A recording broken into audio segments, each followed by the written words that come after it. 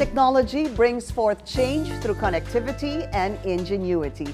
And through its wonders, even the most far-flung of communities are transformed into modern digital ecosystems.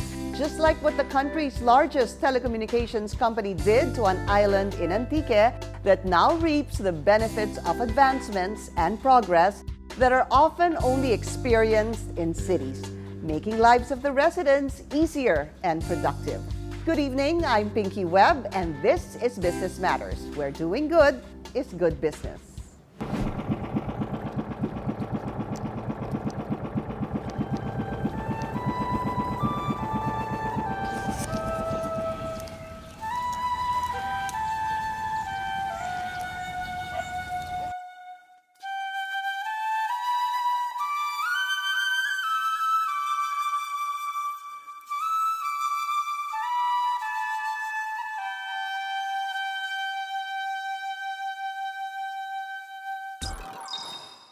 Semirara Island in the province of Antique is blessed with natural resources.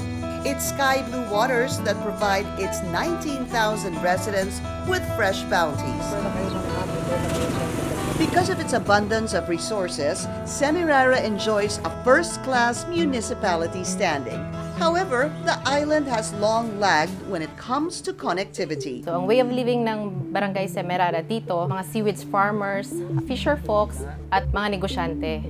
Noon, nung wala pang mga internet, ang communication, ang hirap kasi hindi kami up-to-date kung ano yung mga updates natin sa mainland. Tapos wala rin kaming communication sa aming mga family dito or yung mga estudyante namin na pinapaaral sa mainland. Connectivity is a powerful tool needed in order to progress in today's modern world. After all, the exchange of information and business transactions are now done digitally, whether through the use of mobile phones and gadgets. And because of Semirara Island's geographical setting, it has been a challenge for its residents to become self-sustaining and productive despite the abundance of their natural resources. Before, na wala pang communication, limited lang dito yung mga negosyante. Kasi nga mahirap sila mag-communicate sa supplier nila sa mainland. Kasi yung goods namin is pinapurchase pa sa Mindoro at sa mainland ng Antique. Isang reason is, di ba, island tayo. Kung maalon, hindi kami makakapagdala for the daily namin na mga pangangailangan. Connectivity is vital not only for a community's growth, but also to the welfare and security of its residents. And for an island community like Semirara, which relies heavily on fishery, communication is of utmost importance, especially for a fisherman like Edilberto Abejo Jr. For Edilberto, having a steady mobile signal connection, even at sea, is a must for fisher folk like him, as they can easily call or text their loved ones at shore whenever an emergency arises. Mahirap talaga pag wala kasi cellphone. Kasi yung una, di ba, wala cellphone, sulat-sulat lang. Sa laut, hindi ka makasulat doon. Maganda talaga may cellphone. Kahit anong mangyari, kung sa laut ka, makatawag ka agad. Pwede ka mag-ingin ng tulong na dito ako, ganito, nasiraan ako ng bangka, tawag ka agad . The lack of strong mobile connection also made it difficult for residents like Reynaldo Raganot to communicate with his family.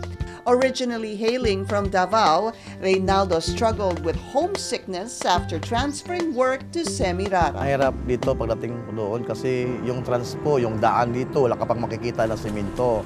At yung regarding naman sa communication namin doon sa Davao, medyo pahirapan kasi maghanap pa kami ng area na tuloy-tuloy yung usap namin kasi nawawala kasi yung signal dito. Having an open and stable line of communication is also of importance for barangay health workers like Eileen De Los Santos. Since health concerns often involve life and death situations, it is vital that island health workers are updated with the welfare of the residents of the community so that they can provide the necessary help as soon as possible. Yung experience po, ma'am, is yung mga kasama ko na kailangan namin mag-ipon-ipon kami dito, pupuntahan pa po doon sa bahay. Kasi po, wala nga po kaming mga cellphone. Bali, yun po yung parang pinakamahirap na gawin kasi may mga distance po yung bahay medyo malalayo po. Kailangan puntahan talaga namin yun na siyempre, pasyente yun, kailangan double time ka doon. Dati po, yun yung hirap po naranasan po namin. Mobile connectivity and digitalization has now become an indispensable commodity to our everyday lives. As better network connectivity bridges progress and advancements, even to remote island communities such as Semirara. So to help transform Semirara into a progressive island community, the country's largest telecommunications company, in partnership with Semirara's local government, teamed up to help improve the island community's cell towers by upgrading to LTE technology to improve voice and video communication for better network connectivity in the island. When you're in a far-flung community, the feeling of isolation is very difficult. The example is right here. The fisher folk say, when they were living here, before we came here, they had to write letters and hopefully it gets there. Today, with the click of the button through connectivity, they have access to information. The challenges actually in deploying telco infrastructure in remote islands is quite plenty. First of all, of course, the location, right? To reach this island in terms of backhaul requirements or backhaul needs is very complex. And second, of course, is the business case. Making it a profitable venture to come here, there's about 20,000+ people, not quite the large community that we need. However, given the collaboration with Semirara, with the barangay, it makes the whole things a lot easier. And what we find at Globe is that if there's a willing partner, we can be there for them, right? And it makes the job much easier. Thanks to the upgraded cell towers with LTE technology, the bridge between Semirara Island and the outside world has been improved. Information such as weather forecasts has now become available to fisher folk like Edilberto, faster communication for health workers like Eileen, and Semirara residents like Reynaldo are now able to keep in touch with family members outside their island whenever they like. Napakagandang balita po yun nung dumating po dito yung Globe. Kasi po, kahit nasa malayong lugar na, bali, hindi po napuputol po baga yung connection namin. Pagtawag po kaagad ng rescue, nandyan po kaagad. Tawag lang yun, ma'am. Dumating po kaagad yung rescue. Nadala po namin kaagad sa hospital, yung pasyente. Maganda talaga pag may cellphone ka kasi kasi ganito mga trabaho tayo, mga isda, importante talaga ang cellphone. Number 1 kita talaga dahil araw talaga kailangan mo magipit ka, makatawag ka agad. Salamat kami dito na malakas na yung signal kasi yung messenger, mag-video call kami sa kapatid ko at yung mga pinsan ko, kumbaga pa mabilis na siya. Hindi katulad nung una talaga na pahirapan. Semirara is a fine example of bridging that digital divide, right? For instance, we always feel that communication bridges the distance between two parties, that's first. Bringing like 4G internet now allows people to have access to the world, right, in terms of information. The internet, I think, does change people's lives as well. Well, the impact that Globe wants to achieve is actually to achieve and get closer to the purpose of our company. That is to enable a better Philippines.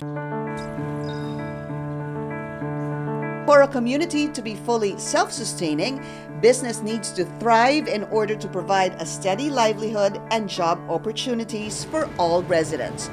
Though fishery and farming will always be a big part of Semirara Island in terms of employment, a lot of residents now have taken to operating their own businesses. Aside from rolling out high-speed mobile internet and improving mobile signal reception, the country's largest telecommunications company, in partnership with the island's local government unit, introduced to the island a digital payment solution that makes business transactions in the community easier and hassle-free. Through these programs, over 19,000 residents of Semirara Island in Antique now have access to better mobile connectivity and digital applications, transforming the island into a digitally competent and competitive community. Siyempre ako, grateful ako sa kanila, yung sa Globe. Kasi tinulungan niya kami kahit ang group of island tayo. Plus, yung concern nila sa amin dito na magkaroon baga ng GCash dito. Isa yun sa way na hindi nag-behind yung Semirara or the whole island ng Semirara.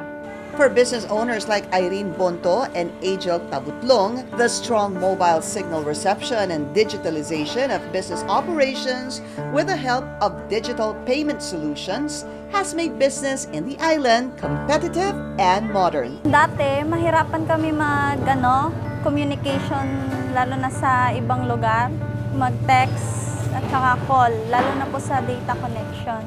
Pero ngayon po, malakas na po, lalo na ang data. Makakasabay na po kami sa ibang lugar. Malaking tulong sa amin kasi sa business. So, pag maganda kasi yung signal, even nasa loob ka ng food court, malaking tulong sa amin kasi pag marami kaming customer na nasa loob ng food court, may tendency talaga na bumili rin sa amin, drinks, snacks, or pag gutom sila. By using the Digital Payment Solutions mobile application, transactions are made easy by turning one's mobile phone into a virtual wallet. Users can now pay for items and even send money at the speed of a text message. Dahil sa GCash naging mabilis ang pagbili ng tao sa tindahan at kailangan lang po nilang itapat yung cellphone nila sa GCash at naging maayos po ang transaction at di na po kailangan ang barya. Managing of other finances has also been made convenient, all with just a tap of a button. Sa GCash, mas mabilis na siya dahil makikita mo na din doon kung magkano yung nabenta mo. The digitalization of Semirara Island has also been applied to one of the biggest companies in the area by providing them a modern payroll system wherein the company can easily disburse salaries, loans, and allowances to its over 3,300 employees. Ngayon, kung magsahod kasi, mataas din yung pila sa ATM machine. So ngayon, pag impon ng sahod, automatic kasi doon sa GCash namin, papasok yung parang gikuan namin na pira, gilaan para sa GCash. So anytime na, hindi na ako magpila doon sa kuan, kung may bilihin ako, na mag-withdraw ng cash, diretso na ako sa dyan sa komisari or sa IWMPC. Ang ginagawa ko ngayon, hindi na ako magpila. Kung may bilihin ako, automatic na ako.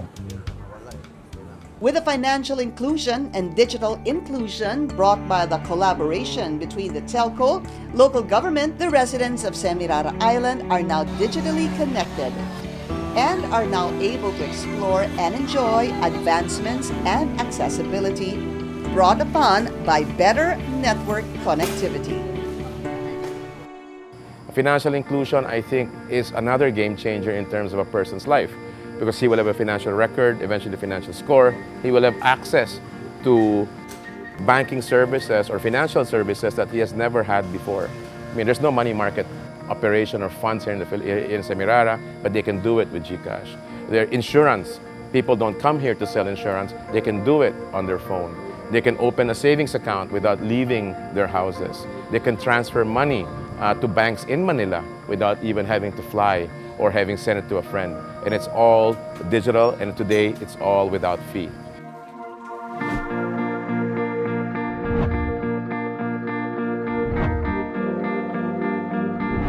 Well, the impact that Globe wants to achieve is actually to achieve and get closer to the purpose of our company.